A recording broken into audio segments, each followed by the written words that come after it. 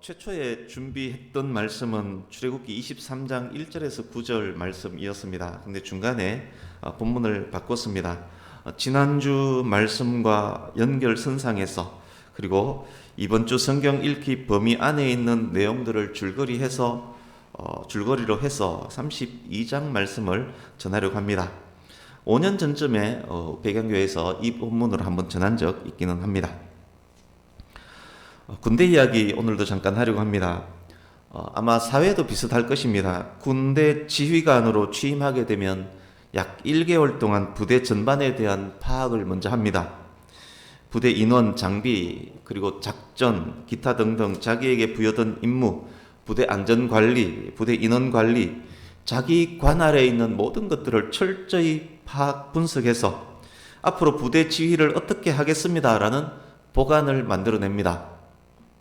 약 1개월쯤이 지난 어느 날, 그 보관에 대해서 차상급 지휘관에게 보고를 합니다. 차상급 지휘관이라 그러면 자기 바로 위의 지휘관보다 더 위의 지휘관을 말합니다. 중대장에게 차상급 지휘관은 연대장이고 대대장에게는 사단장입니다. 지휘관 취임 후에 가장 부담스러운 보고이고 또 보고의 성공 여부가 지휘관이 해당 부대와 지휘관에 갖게 되는 이미지가 됩니다. 차상급 지휘관에게 점수를 따는 것은 진급과도 직결되기 때문에 첫 업무보고에 심려를 기울입니다.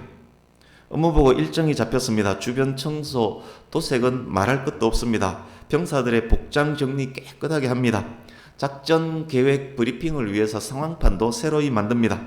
작전 계획 완전 숙지합니다. 큰 장비로부터 작은 보급품 하나하나에 이르기까지 철저히 파악해야 합니다. 병사들의 모든 신상 철저히 파악합니다. 내무반은 각별히 신경 써야 합니다. 어떤 지휘관은 불쑥 내무반으로 들어가서 직접 확인도 하기 때문에 그렇습니다. 보고서 완벽하게 만듭니다. 오타 하나 찾기 위해서 몇 번이고 확인합니다. 저는 이 업무 보고할 때 병사들한테 몇 명 나눠주면서 오타 하나 찾으면 1,000원 준다 해서 그렇게 오타 찾은 적도 있습니다. 오타 하나 찾기 위해서 엄청나게 신경 씁니다. 보고서 내용 중 특별히 관심을 가져야 하는 것이 있는데 부대 관리, 사고 예방입니다. 예하 부대에서 일어나는 안전사고는 차상급 지휘관 자신에게도 영향을 미칠 수 있기 때문에 특별히 관심을 갖고 그 보고를 듣습니다. 그렇게 준비를 마친 후에 예행 연습도 여러 번 합니다. 어느 대대장이 사단장에게 업무 보고하는 날이 되었습니다. 이것은 제 군대 생활 중에 사고 사례로 읽었던 내용 중에 하나를 약간 각색한 것입니다. 깨끗하게 단장하고 부대 청소 깨끗하게 해서 보고를 시작합니다.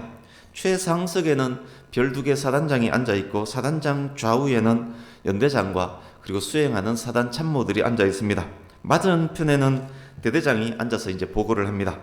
메인 테이블 주변에는 대대장이 관리하는 대대 참모들 그리고 중대장이 앉아 있습니다. 대대장이 멋지게 보고를 이어갑니다. 인사, 정보, 작전, 군수 전 분야에 대해서 물 흐르듯이 잘 보고를 합니다. 중간중간 던지는 사단장의 질문에도 매끄럽게 잘 대답합니다. 부대 안전관리, 병사 신상관리에 대해서도 좋은 아이디어와 함께 보고를 잘 합니다. 구타사고, 안전사고, 화재 예방 등등에 대해서 잘 보고합니다. 사단장 얼굴에서 이놈 쓸만하구나 그런 느낌을 이제 받습니다. 보고가 끝날 때쯤 사단장이 대대장에게 말합니다. 그래, 우리 열심히 한번 잘 해봅시다. 최고 부대 만들어 봅시다. 대대장이 대답합니다. 예, 알겠습니다. 보고 드린 대로 멋지게 부대 만들어 보겠습니다. 보고가 끝날 때쯤이었습니다. 갑자기 밖에서 이상한 소리가 들립니다. 바삐 뛰는 군화 발자국 소리, 뭐라 떠드는 소리. 아무래도 분위기가 이상해서 사단장이 건물 밖으로 나가봅니다. 우르르 모든 인원들도 사단장을 따라 나갑니다. 저 멀리 연병장 건너편에서 대대 장비 창고가 있는데 그 장비 창고에 시뻘건 불꽃과 함께 검은 연기가 솟아오릅니다. 부대 안전관리, 부대 화재 예방 방안 등등에 대해서 보고하는 그 순간에 부대 안에 화재가 발생했습니다. 창고 한 동을 완전 태워 먹었습니다. 그때가 추운 겨울이었는데 대대장이 보고하고 대대 핵심 간부들이 사단장 앞에 앉아있는 그때 생각 없는 초급 간부 몇 명들이 장비 창고 안에서 짱 박혀서 불 피우고 그렇게 짱 박혀서 숨어 있다가 저질른 엄청난 사건 사고였습니다. 지난주 말씀의 복습을 겸해서 본문이 있기까지의 배경에 대해서 먼저 말씀을 드리려고 합니다. 하나님의 큰 능력의 손 안에서 이스라엘이 홍해를 건넜습니다. 출애굽기 14장 내용입니다. 17장에는 어떤 내용이 있는가? 백성들이 광야에서 목말라 할 때 바위 위에서 물을 쏟아주시는 하나님의 은혜를 경험합니다. 군대도 없는 이스라엘이 아말렉과의 전투에서 크게 승리합니다. 모세가 기도하고 아론과 훌이 양쪽에서 보좌하며 대승리를 거두었습니다. 출애굽기 19장으로 한번 가보겠습니다. 19장. 성경 읽기 범위 안에 있었던 내용들, 지난주, 이번주 내용들이기 때문에 내용은 잘 알고 계실 것입니다. 출애굽기 19장, 이스라엘 백성들이 시내산에 이르렀을 때입니다. 5절, 6절 보십시오. 순종하면 하나님의 소유, 제사장 나라, 거룩한 백성이 될 것이다. 하나님께서 말씀하셨습니다. 8절, 백성들이 일제히 명령하신 대로 순종하겠습니다. 맹세합니다. 18절 보십시오. 시내산에 도착한 후 셋째 날에 여호와께서 시내산에 임하십니다. 산은 마치 불가마처럼 그 위에서 연기가 솟아납니다. 시내산은 온통 연기가 자욱합니다. 온 산은 크게 진동합니다. 24절 보십시오. 여호와께서 이스라엘 백성들에게 말씀하실 것입니다. 백성들의 안전을 위해서 모세와 아론 외에는 정한 경계를 넘지 못하도록 조치합니다. 이제 출애굽기 20장입니다. 하나님께서 10가지 말씀, 10계명을 모든 이스라엘 백성들이 들을 수 있도록 말씀합니다. 지난주 본문이기도 했습니다만 우리 2절에서 6절을 한 번 더 교독을 하려고 합니다. 출애굽기 20장 2절에서 6절 교독하겠습니다. 지난주 말씀 생각하시면서 2절 제가 먼저 읽습니다. 나는 너를 애굽 땅 종되었던 집에서 인도하여 낸 네 하나님 여호와니라. 너를 위하여 새긴 우상을 만들지 말고 또 위로 하늘에 있는 것이나 아래로 땅에 있는 것이나 땅 아래 물속에 있는 것에 어떤 형상도 만들지 말며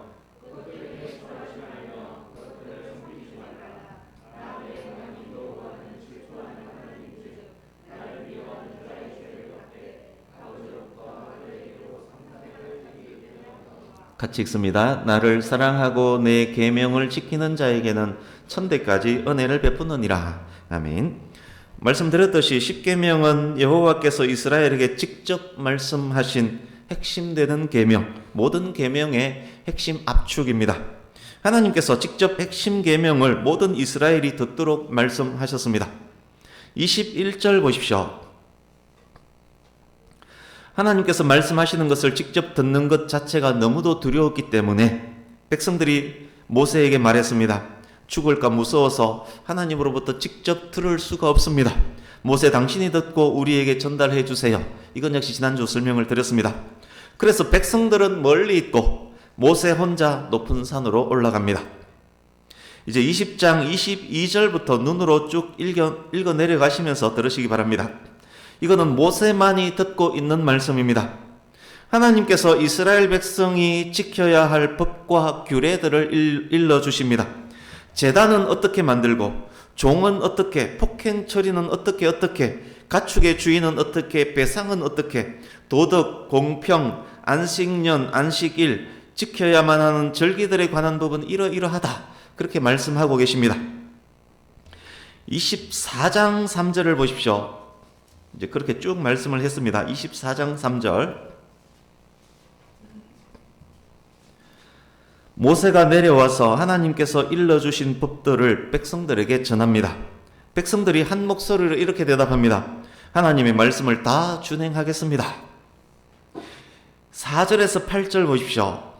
말씀들을 기록하고 번제와 화목제를 드리고 제물들이 흘린 피의 반을 제단에 뿌립니다. 피의 반은 제단에 뿌립니다. 그리고 기록된 말씀들을 다시 백성들에게 읽어줍니다. 백성들이 준행하겠습니다. 다시 약속합니다. 나머지 피는 이제 백성들에게 뿌립니다. 하나님과 이스라엘 간 피로 맺은 계약이 체결된 것입니다. 9절에서 11절 보십시오. 모세와 아론과 아론의 아들 나답과 아비후와 70명의 장로들이 산으로 올라갑니다. 하나님의 임재가 눈부십니다. 그들은 하나님의 임재 아래 먹고 마십니다. 예배 후에 하나님과 아름다운 식탁 교제가 이루어지고 있는 장면입니다. 24장 12절 보십시오. 하나님께서 모세에게 말씀합니다. 너는 올라오라. 내가 네게 친히 기록한 십계명 돌판을 줄 것이다. 13절 모세는 여호수아와 함께 산에 올라갑니다. 14절 모세가 장로들에게 명령합니다. 당신들은 우리가 올 때까지 기다리라. 내가 없는 동안 이스라엘의 지휘권은 아론과 훌에게 넘긴다. 지휘관은 산으로 올라가고 이제 그 지휘권을 모세가 기도할 때 양쪽에서 보좌했었던 아론과 훌에게 넘기고 올라갑니다. 15절에서 18절입니다. 모세가 산에 오릅니다. 구름이 온 산에 가득합니다. 7째 날에 구름 가운데서 하나님께서 모세를 부르십니다.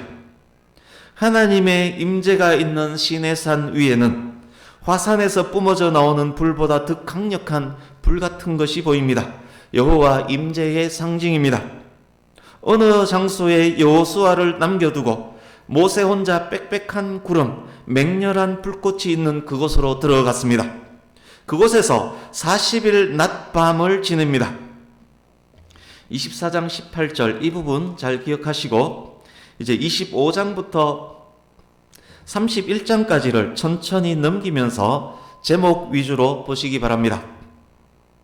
시내산 위에서 40일 밤낮 동안 하나님께서 모세에게 직접 일러주신 내용입니다.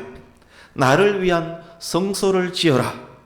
성막을 위한 세부 설계도를 일러주시는 장면입니다. 성소와 지성소, 그 안에 빛이 될 증거궤, 언약궤를 비롯한 각종의 황금의 성물들, 성막들, 제단, 제사장은 누가 하고, 제사장 옷은 어떻게 만들고, 번제는 어떻게, 안식일은 어떻게, 이렇게 알려주시는 내용입니다. 모세에게 일러주신 내용들은 종합하면 어떤 내용인가? 이스라엘이 왕이신 하나님을 어떻게 섬겨야 하며 어떻게 예배해야 하는지에 대한 내용입니다. 영광의 하나님께 합당한 예배 방법, 하나님께서 직접 지시하신 하나님의 방법, 이대로 예배하라, 이것을 알려주는 장면입니다. 31장 18절 보십시오. 31장 18절 드디어 하나님께서 주시겠다 말씀하셨던 친히 하나님의 손으로 쓰신 십계명 두 돌판이 모세에게 주어집니다. 이제부터가 오늘 본문입니다. 32장 1절은 아까 제가 기억하시라 말씀드렸던 모세가 산으로 홀로 올라갔던 24장 18절에서 연결될 수 있는 그런 장면입니다. 모세가 산으로 올라가는 것을 장로들이 직접 보았습니다. 이스라엘 백성들에 대한 지휘권은 아론과 훌에게 있습니다. 모세가 산으로 올라간 후 하루 이틀 지났습니다. 하나님과 언약한 대로 순종하며 무난하게 잘 지냅니다. 매일매일 쉬지 않고 만나가 내렸기 때문에 굶을 염려도 없었습니다. 일주일, 2주일이 또 지났습니다. 모세가 눈에 보이지 않으니 약간 불안하다, 이런 이야기가 나오기는 했지만 그렇지만 지금도 여전히 잘 지냅니다. 시간이 더 흘렀습니다. 여기저기서 이런 이야기들이 들려옵니다. 모세가 산에 올라가는 날 기억나니? 우리가 다 봤잖아. 구름이 빽빽하고 산 꼭대기에는 유별나게 불이 타올랐었잖아. 앞이 하나도 안 보이는 그 산에 모세가 혼자 올라갔잖아. 가다가 죽은 것 아니야? 꼭대기에서 불에 타 죽은 것 아니야? 시간이 더 지났습니다. 더욱 어수선해집니다.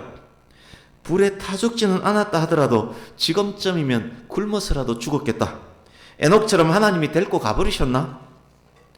도저히 이스라엘을 인도할 자신이 없어서 모세 도망가 버린 거 아니요?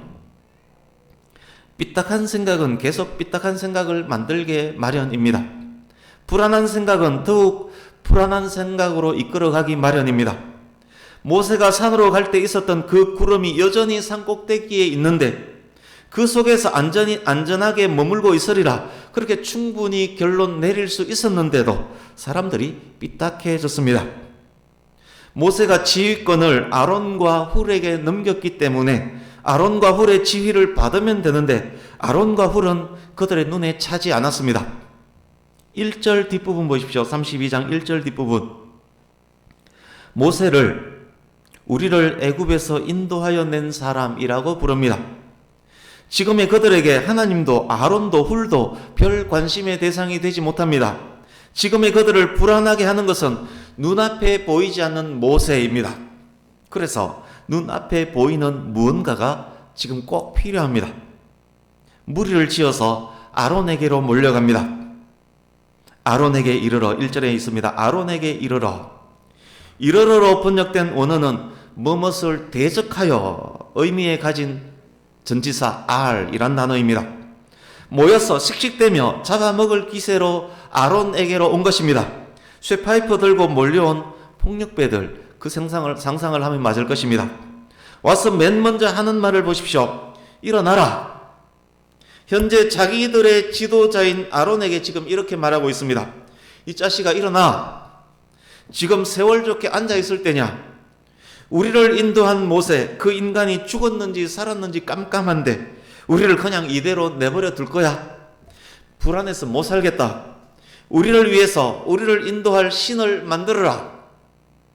아버지가 눈앞에 보이지 않으니까 라면 박스로라도 아버지 만들자. 그렇게 아론을 협박하는 중입니다. 지휘권을 물려받은 사람은 아론과 훌인데 이들이 왜 아론에게로만 몰려갔을까요?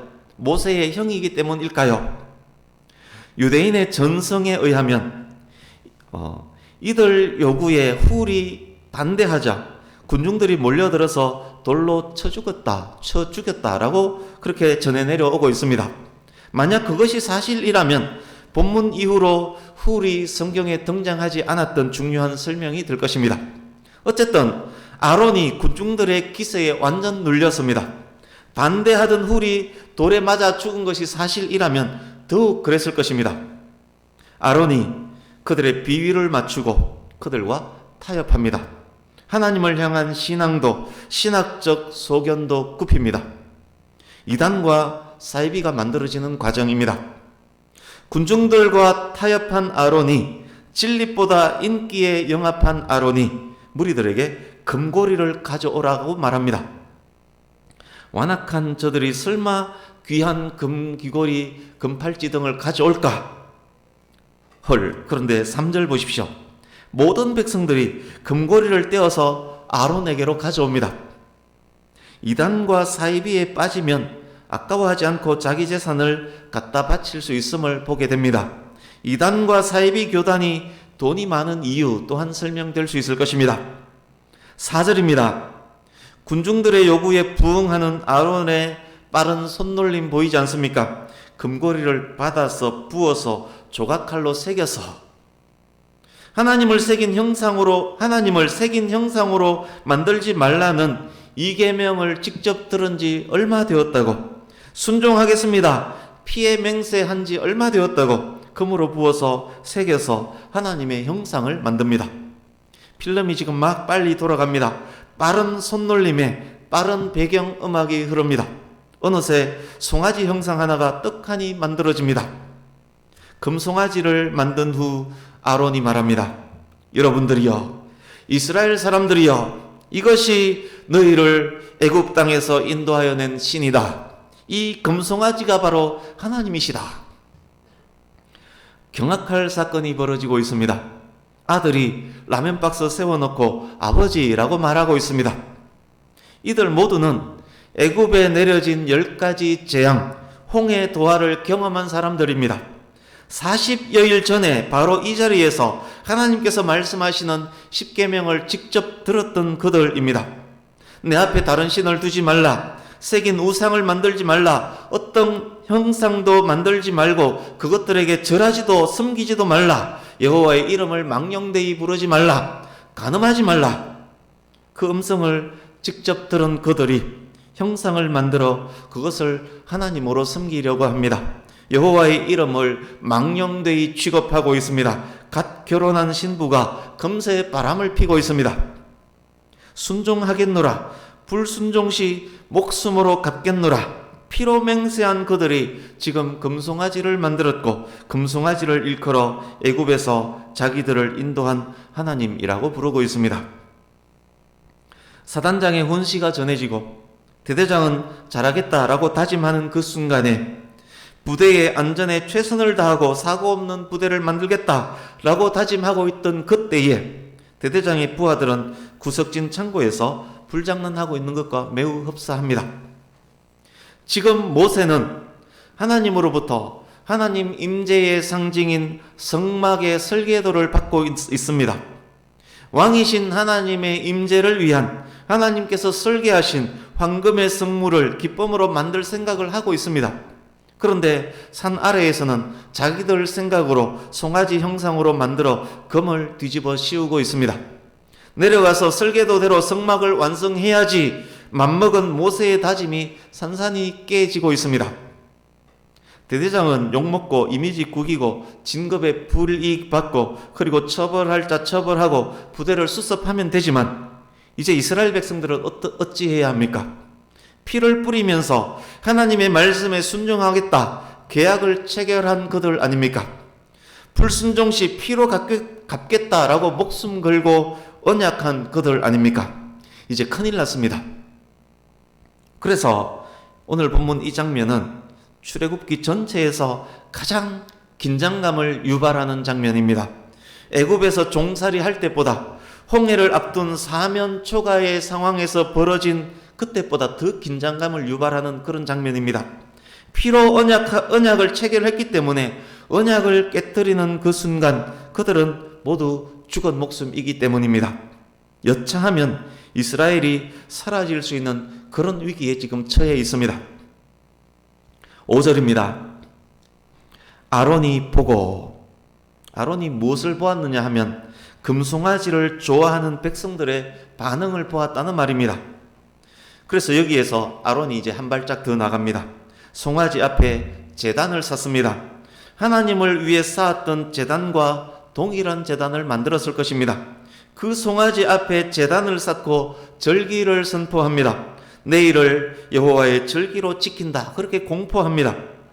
인기에 영합한 종교 지도자의 모습입니다. 하나님의 말씀보다 사람의 말을 더 좋아하는 종교인의 모습입니다. 이단과 사이비가 더욱 교묘하게 진짜와 구분하기 어렵게 진화되어 가는 그런 과정입니다. 종교 혼합, 종교 잡탕이 이루어지는 순간입니다. 6절입니다. 이튿날이 되었습니다. 모세가 산으로 간 지 40일째 되는 날입니다.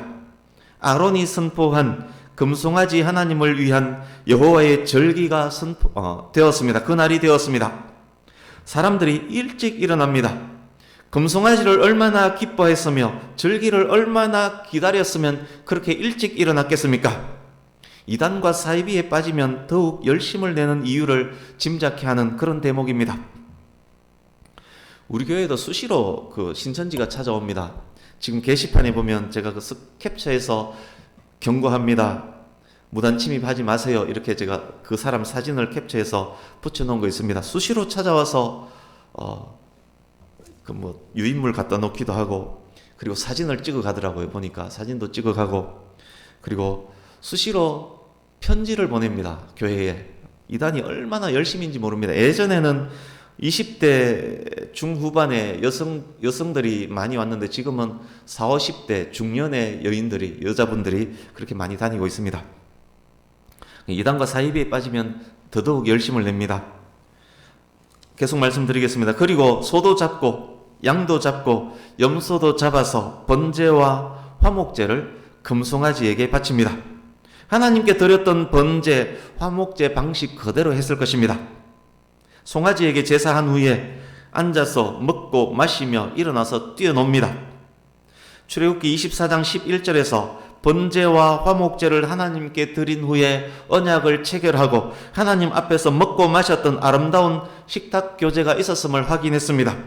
금송아지에게 제사한 후에도 지금 식탁 교제를 행하고 있습니다. 그렇지만 여기의 모습은 아름다움과는 전혀 상관없는 모습입니다.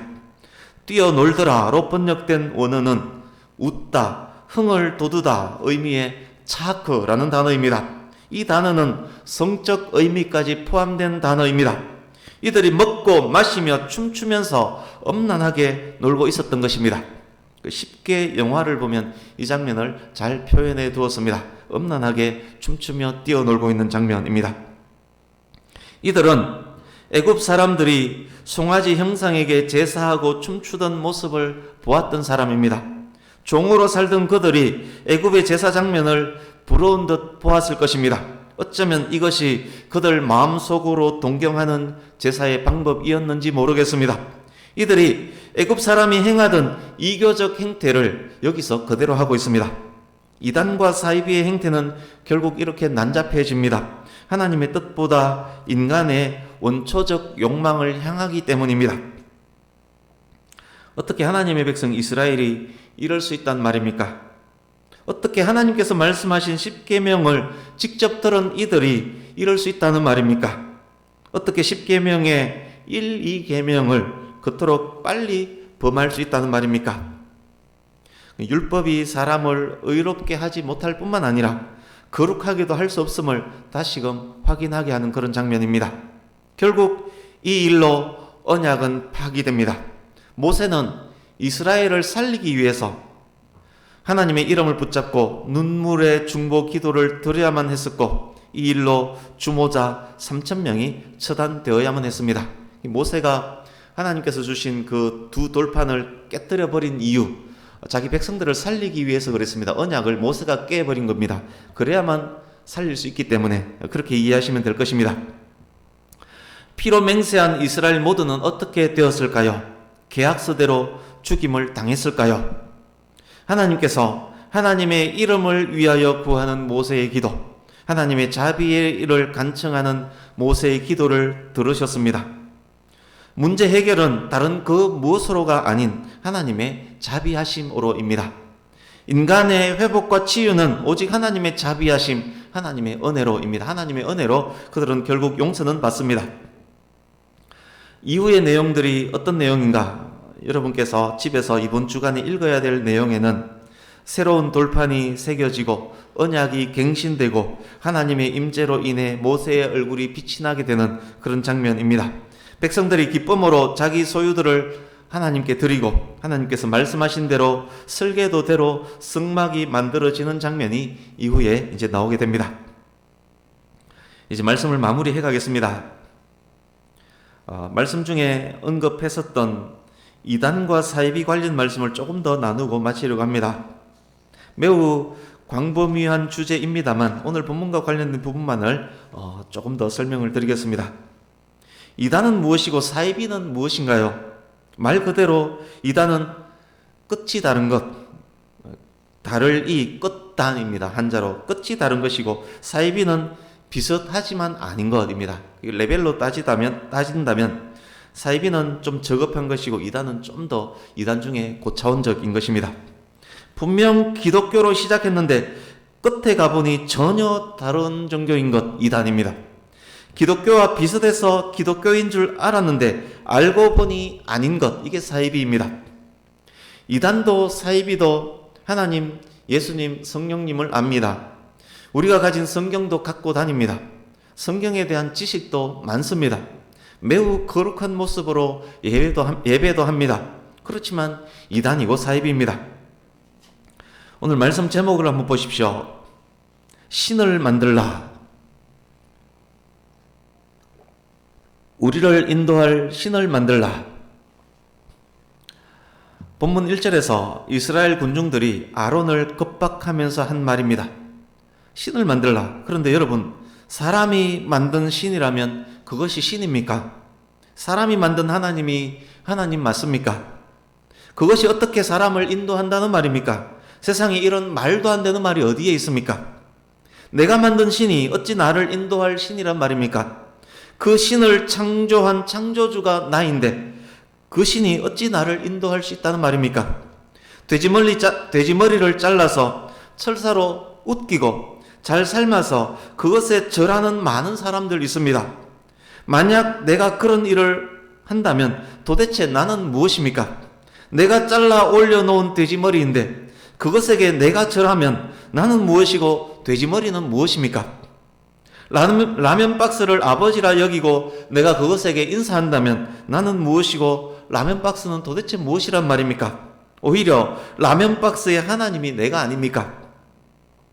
내가 만든 하나님, 내 마음에 맞는 하나님을 내가 만들어 섬긴다면 그것이 하나님 맞습니까? 오히려 내가 만든 그것의 하나님이 내가 아닙니까? 참 종교는 사람이 만든 종교가 아닙니다. 참 종교는 사람의 영광을 위해서 존재하지 않습니다. 참 종교는 하나님께서 만든 종교입니다. 참 종교는 신의 의도대로, 신의 뜻대로 예배합니다. 그래서 이 세상에서 오직 기독교만이 참 종교입니다. 창조주를 예배하기 때문입니다. 창조주 하나님의 영광을 위해서 하나님께서 정하신 방식을 따라 하나님의 뜻대로 예배하기 때문입니다. 그렇지만 그것이 비록 기독교라고 불리워질지라도 정통교단에 소속된 교회일지라도 사람의 뜻에 의해 예배한다면 하나님보다 사람을 높인다면 그 순간부터 이단과 사이비화됩니다. 만약 교회의 지도자가 군중들의 눈치를 본다거나 타협을 한다거나 신학적 소견이 없다면 이단과 사이비화의 속도는 더욱 빨라집니다. 눈에 보이는 것을 더욱 추구하게 될 것입니다. 하나님보다 더 사랑하는 그 무엇이 있다면 그것이 우상입니다. 영이신 하나님이 아니라 눈에 보이는 다른 무엇을 최고로 추구한다면 그것 역시 우상입니다. 오늘 본문의 금송아지가 그런 경우입니다. 하나님을 섬긴다고 하면서 하나님의 형상을 만들고 있습니다. 본문 속의 아론, 어쩌면 더욱 하나님을 잘 섬기겠다는 순수한 의도로 시작했을 수 있습니다.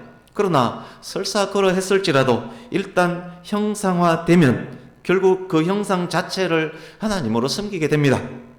가톨릭에서 형상을 만드는 것, 그래서 그것은 매우 위험합니다. 하나님을 잘 섬기기 위해서 마리아상을 만들었지만 예술 작품으로 형상을 만들었지만 결국 사람이 만든 마리아상이 예배의 대상, 기도의 대상이 되어버립니다. 우리 주보에 있는 말씀 세 곳을 이어서 같이 읽어보려고 합니다. 열왕기상 12장 28절, 시편 106편 19절에서 20절, 로마서 1장 23절을 이어서 읽겠습니다. 같이 읽습니다. 시작. 이에 계획하고 두 금송아지를 만들고 무리에게 말하기를 너희가 다시는 예루살렘에 올라갈 것이 없도다. 이스라엘아, 이는 너희를 애굽 땅에서 인도하여 올린 너희의 신들이라 하고 그들이 호렙에서 송아지를 만들고 부어 만든 우상을 경배하여 자기 영광을 풀먹는 소의 형상으로 바꾸었도다. 썩어지지 아니하는 하나님의 영광을 썩어질 사람과 새와 짐승과 기어다니는 동물 모양의 우상으로 바꾸었느니라. 사람이 만든 송아지가 신이 되었습니다. 사람이 자기가 만든 송아지를 신으로 섬깁니다. 하나님의 형상인 인간이 송아지 형상을 섬김으로 스스로를 풀 뜯어먹는 소보다 못한 존재로 만들어버렸습니다. 내가 돼지머리에게 절하면 나는 돼지머리보다 못하다, 이 말 아닙니까? 하나님을 새와 짐승으로 만들어서 하나님을 모욕하는 그런 행위입니다. 인간이 만들어 섬기는 신, 자기를 위하여 자기 뜻대로 만든 종교, 그것은 모두 가짜입니다. 우리의 예배 대상은 사람 생각에 맞는 하나님, 사람이 생각하기에 그럴 것 같은 하나님이 아니라 성경을 통해서 계시된 바로 그 하나님인 것입니다. 그러기에 우리가 말씀을 읽고 배우고 묵상하는 것 얼마나 중요한지 모릅니다. 아무리 성경 이야기를 하고 아무리 거룩한 예배를 한다라고 할지라도 하나님의 뜻이 아닌 인간의 생각이 반영된 종교는 이단이고 사이비입니다. 아무리 하나님을 사랑한다 할지라도 하나님보다 더 사랑하는 그 무엇이 있다면 그것은 하나님의 형상을 만드는 것과 같습니다.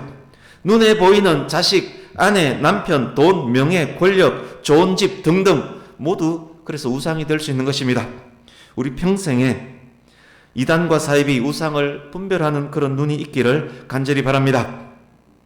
오늘 본문은 예수님 재림과도 관련된 중요한 교훈을 또한 줍니다. 백성들이 하나님께 올라간 구원자 모세를 조급하게 기다렸습니다. 모세가 오랫동안 내려오지 않는 것 참을 수가 없었습니다.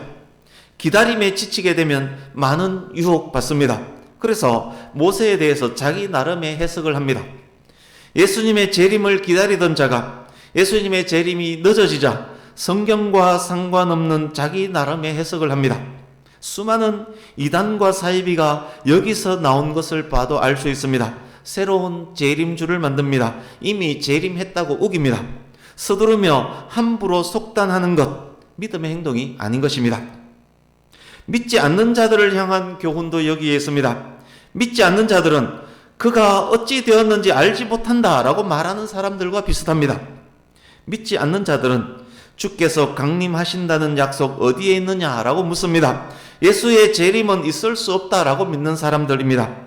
예수의 재림을 믿지 않는 이단 사이비도 이와 같은 경우입니다. 그러나 분명 예수님께서는 다시 오십니다.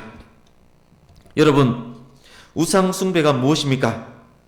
지난주 말씀, 오늘 말씀을 통해서 확인할 수 있습니다. 창조주 하나님, 전능자 하나님을 인간의 영역, 인간의 생각 속에 가두어 두려는 것이 바로 우상 숭배입니다. 하나님의 뜻, 하나님의 생각보다 내 뜻, 내 생각이 우선하는 교만이 우상 숭배입니다. 인본주의가 우상 숭배입니다. 그것은 하나님의 영광을 풀 뜯어먹는 소의 형상으로 바꾸는 것과 같습니다. 그것은 하나님의 형상인 인간을 풀 뜯어먹는 소보다 못한 것으로 만드는 것입니다. 우상 숭배는 그래서 하나님께서 가장 싫어하시는 범죄인 것입니다. 우리 함께 요한복음 4장 24절을 읽고 마치려고 합니다. 안 찾으셔도 됩니다. 주보 순서지 위에 중간 위에 있습니다. 같이 읽습니다. 요한복음 4장 24절 시작. 하나님은 영이시니 예배하는 자가 영과 진리로 예배할지니라. 아멘. 한 번 더 읽습니다. 시작. 하나님은 영이시니 예배하는 자가 영과 진리로 예배할지니라. 아멘. 우리가 섬기는 하나님은 눈에 보이지 않는 영이십니다. 말씀을 마칩니다. 하나님을 바로 알고 바로 섬기는 저와 여러분이 될 수 있기를, 영이신 하나님께 영과 진리로 예배하는 우리가 될 수 있기를, 독생자 예수님 보내주셔서 구원하신 하나님, 공의와 사랑의 창조주 하나님만을 온전히 섬기는 저와 여러분 모두가 될 수 있기를 예수님 이름으로 축복합니다. 아멘. 기도하겠습니다.